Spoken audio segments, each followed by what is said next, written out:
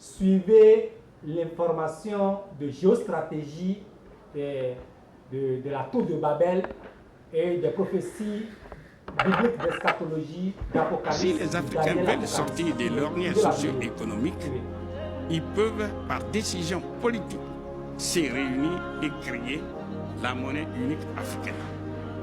Laquelle monnaie unique africaine va dormir dans une maison qu'on appelle la Banque centrale africaine. Je reviendrai dessus. Mais les questions qui se posent, c'est de dire, puisque nous créons si nous créons notre monnaie unique, la question centrale qui est posée, c'est de dire, mais qui va garantir la monnaie unique africaine? Nous disons avec une froideur scientifique que la monnaie unique africaine sera garantie par les Africains eux-mêmes. Avec quoi? Avec la valeur synthétique des matières premières stratégiques que détiennent les Africains, à savoir l'or et le, parmi lesquels se trouvent l'or et le diamant, pour mémoire. Le dollar américain est garanti par 8200 tonnes d'or en arrondissant. Mais si les Africains veulent véritablement garantir leur monnaie, eh bien tous les pays d'Afrique, je dis bien tous les pays d'Afrique détiennent des stocks d'or et de diamants. Donc ils peuvent garantir leur propre monnaie avec 20 000, 30 000, même 130 000 tonnes d'or. Et pour mémoire, nous disons, lorsque nous voyons un pays comme l'Ouganda, l'Ouganda a dit clairement à la face du monde, l'Ouganda détient tout seul 31 millions de tonnes d'or. Je reprends. L'Ouganda tout seul détient 31 millions de tonnes d'or. C'est pour dire quoi?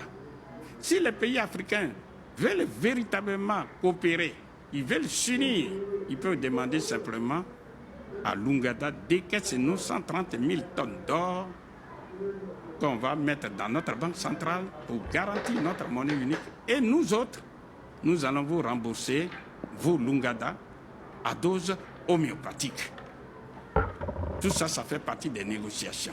Mais l'Afrique qui détient une monnaie garantie par 130 000 tonnes d'or, il n'existe pas et il n'existera jamais une seule monnaie qui peut rivaliser avec la monnaie unique africaine, puissamment garantie d'une part. D'autre part, comme Vladimir Poutine nous l'a démontré, les Africains peuvent demander aux autres pays du reste du monde, payez-nous désormais dans nos exportations.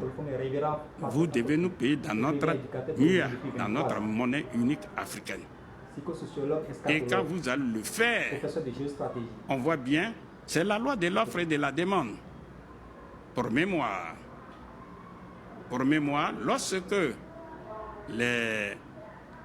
lorsque la Russie a été attaquée violemment et le rouble a commencé à trembler, eh bien, Vladimir Poutine a dit, désormais, vous nous payez, vous les Occidentaux, vous payez notre gaz ni en dollars, ni en roubles, non, ni en euros, mais vous nous payez dans notre monnaie propre qui est le rouble. Dans les jours qui ont suivi, eh bien, le rouble qui avait perdu plus de 30% de sa valeur a grimpé de façon spectaculaire. Parce que c'est la loi de l'offre et de la demande. Les Africains peuvent faire la même chose. Donc, vous voyez bien que les Africains ont les moyens pour pouvoir garantir leur monnaie et gérer leur monnaie. Maintenant, évidemment, la gestion de cette monnaie africaine sera faite par la Banque centrale africaine. Laquelle Banque centrale africaine coiffe toutes les banques centrales nationales. Lesquelles banques centrales nationales coiffent toutes les banques commerciales qui sont en relation directe avec les ménages et les collectivités locales comme la mairie, pour ne pas dire la commune, le département et tout le reste. C'est pour dire quoi? lorsque les Africains vont avoir leur monnaie gérée par la Banque centrale africaine, ils vont se détourner du FMI et de la Banque mondiale et en toute souveraineté, c'est-à-dire au-dessus d'eux, il n'y a plus rien, ils vont faire la politique monétaire. Laquelle politique monétaire va permettre aux Africains de satisfaire essentiellement leurs besoins à travers leur industrialisation. Bien sûr, cette monnaie africaine sera convertible, mais nous ne reviendrons pas. Nous allons plus tard revenir sur ce problème. Ensuite, la Banque centrale africaine sera gérée et contrôlée par le Parlement africain.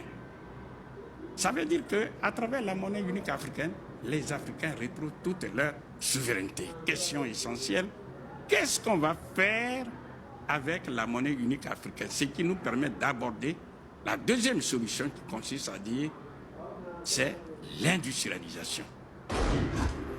L'esclave.